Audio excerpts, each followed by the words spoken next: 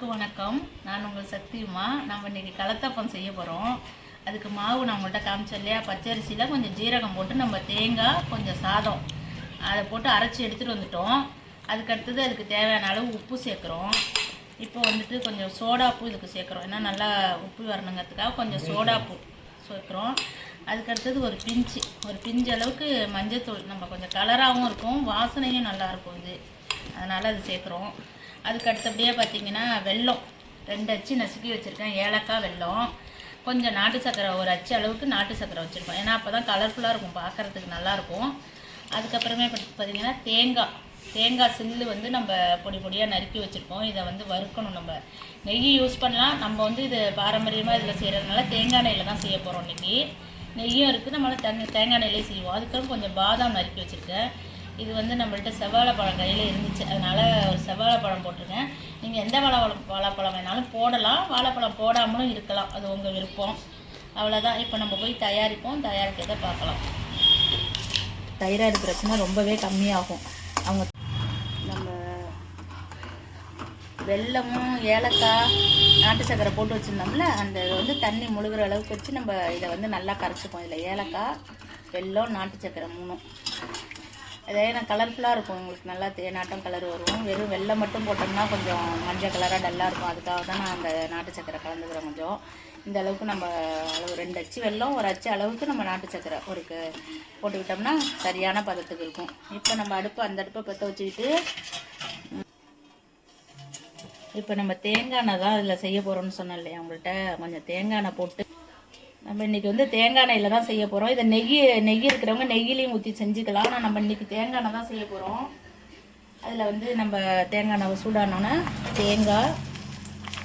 தேங்காவை நல்லா வறுத்துக்கிறோம். தேங்காய் எண்ணெய் ஊற்றக்குள்ள அந்த வாசனை வந்து நல்லா சூப்பராக இருக்கும். நமக்கு நெய் வாசனையை விட இந்த தேங்காய் எண்ணெய் வாசனை தான் அந்த பலகாரத்துக்கு நல்லா வாசனையாக இருக்குது. நல்லா செவக்க வறுத்துக்கணும். நல்லா செவப்பாக வர அளவுக்கு நம்ம வறுத்துக்கணும்.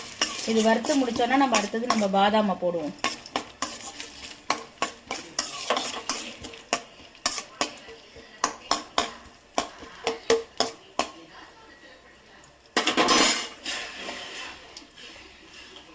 இப்போ வந்து வெல்லம் நல்லா கரைஞ்சிருச்சான்னு நம்ம இப்போ டெஸ்ட் பண்ணிக்கணும். வெல்லம் இன்னும் கொஞ்சம் கரைய வேண்டியிருக்கு. நம்ம கரைஞ்சிக்கிட்டாலே போதும். இந்த வெள்ளை தண்ணியை வந்து நம்ம மாவில் ஊற்றி கலக்க போகிறோம். மாவு வந்து நல்லா தண்ணியாக தான் நம்ம வச்சுக்கணும், ஏன்னா அந்த தண்ணியில் தான் அது வேகும். அதனால் நம்ம மாவை வந்து தண்ணியாக தான் வச்சுக்க போகிறோம். இப்போ வெல்லமும் நல்லா கரைஞ்சிருச்சு. நமக்கு இதை வடிகட்டுறா இருந்தால் நம்ம வடிகட்டி எடுத்துக்கலாம். இப்போ நல்லா கரைஞ்சதுக்கப்புறம் வடிகட்டி நம்ம வேணால் எடுத்துக்கலாம். நல்ல செவப்பாகும். வெள்ளையாக இருக்க தேங்காய் வந்து நல்லா எந்த அளவுக்கு செவக்கணுமோ அந்த அளவுக்கு செவந்துக்கணும்.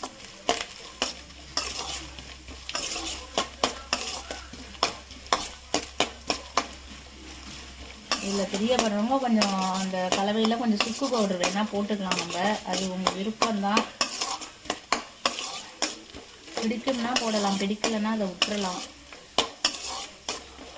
நல்லா செவக்கணும். நல்லா செவந்து மொறுன்னு ஆகிற அளவுக்கு நம்ம பொரிச்சு எடுக்கணும். வந்து இந்த அரிசியில் கொஞ்சம் கலக்கிக்கிட்டே ஊற்றுங்க. கொஞ்சம் சூடாக இருக்கிறதுனால டக்குன்னு ஒரு கட்டி பிடிச்சிடும் சமயத்தில். நம்ம இதை கலக்கிக்கிட்டே அப்படி ஊற்றி ரெடியாக வச்சுப்போம். அங்கே தேங்காய் நல்லா பொரிஞ்சுக்கிட்டு இருக்கு. நல்லா வந்து இதை கலக்கி ரெடியாக வச்சுக்கிறோம். நம்ம இப்போ இந்த தேங்காய் பொரிஞ்சதுக்கப்புறம் நல்லாமா தேங்காய் தானே இது கொஞ்சம் நல்லா நம்ம காஞ்ச தேங்காய் கூட இதில் எடுத்துக்கலாம். கொப்பரை தேங்காய்னு சொல்லுவோம் பாருங்கள், அந்த மாதிரி தேங்காய் கூட நம்ம நறுக்கிக்கலாம். நான் இப்போதைக்கு கையில் இருந்ததை நறுக்கியிருக்கேன். இது கூட பாதாமும் சேர்த்தாச்சு. நம்ம அது ஒரு சுவையாக இருக்கும். குழந்தைங்க சாப்பிடக்குள்ள ஒரு சந்தோஷமாக கடிச்சு சாப்பிடுவாங்க. அதுக்காக தான் இது போடுறது.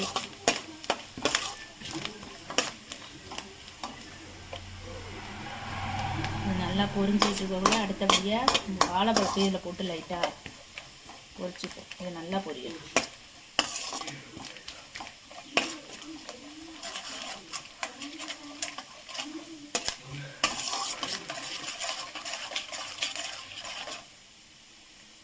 நல்லா செவக்கணும். நல்லா செவப்பாக இருந்தால் நல்லா சுவையாக இருக்கும். இது நல்லா வந்து செவக்கணும், ஆனால் ரொம்பவும் கருவிடக்கூடாது. அது வாயில் கடிக்கக்குள்ளே நல்லா கிறிஸ்பியாக நல்லா இருக்கும் சாப்பிட்றதுக்கு. இப்போ வந்து நம்ம இந்த வாழைப்பழத்தை இதில் சேர்த்துக்கும். நல்லா செவப்பாக வதக்கிட்டு இந்த வாழைப்பழத்தை நம்ம வந்து இதில் சேர்க்குறோம்.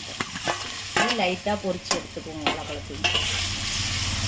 இது கேரளா டிஷ்ஷுங்கிறதுனால நம்ம அவங்க வந்து எப்படி இந்த மாதிரி வாழைப்பழம் அந்த போல் தான் அவங்க தேங்காயில் தான் எல்லாமே அவங்க செய்வாங்க. தேங்காயில் செய்கிறது வந்து ரொம்ப ரொம்ப நல்லது. இப்போ எதுனா சொல்கிறேன்னா, இந்த தைராய்டு பிரச்சனை இருக்கவங்க வந்து தேங்காய் எண்ணெய் சாப்பிடக்குள்ள இந்த தைராய்டு பிரச்சனை ரொம்பவே கம்மியாகும். அவங்க தொண்டைக்கு வந்து அந்த தைராய்டுக்கு வந்து இது இதமாக இருக்கும். நம்ம சாதாரணமாகவே இந்த தைராய்டு உள்ளவங்க தேங்காய் எண்ணெய் கொஞ்சம் குடிக்கிற மாதிரி சொல்லுவாங்க. ஏன்னா ஒரு மிஷினு இப்போ ரிப்பேர்னால் அதில் நம்ம போடுவோம் இல்லையா, தேங்காய் எண்ணெய் போடுவோம் இல்லையா, அந்த போல் தான் நம்ம தைராய்டுக்கும் இந்த தேங்காய் எண்ணெய் வந்து தேங்காய் எண்ணெயும் ரொம்பவே நல்லது. இது சாப்பிட்ற அன்றைக்கி அவங்களுக்கு அது அந்த பிரச்சனை கொஞ்சம் கம்மியான மாதிரியே கூட இருக்கும் உங்களுக்கு. இப்போ இதில் வந்து நம்ம கலக்கி வச்சுருக்கதை ஊற்ற போகிறோம்.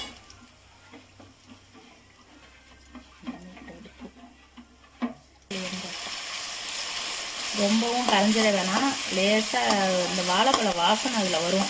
அப்படியே அங்கங்கே சாப்பிட உள்ளவங்க இது மேலே வந்துடும், நல்லாயிருக்கும். இது நம்ம தனியாக இல்லைன்னு அவசியம் இல்லை. இப்போ இதுலேயே நம்ம இந்த கரைச்சதை ஊற்றி விட்டுருக்கோம்.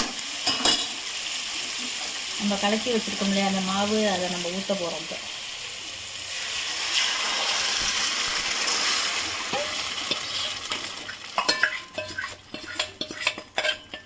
அதுக்கப்புறம் நம்ம கலக்க வேண்டாம். இதை வந்து நம்ம தட்டை வச்சு மூடிடணும். அது வந்து மிதமாக வேகணும். இப்போ சிம்மில் வச்சுக்கணும். நம்ம கலத்தப்பம் ரெடி ஆயிடுச்சு. இதை கட் பண்ணி எப்படி இருக்குன்னு நம்ம பார்ப்போம். இப்போ இப்படி கூடு கூட வரணும், இதுதான் கரெக்டான பதம்.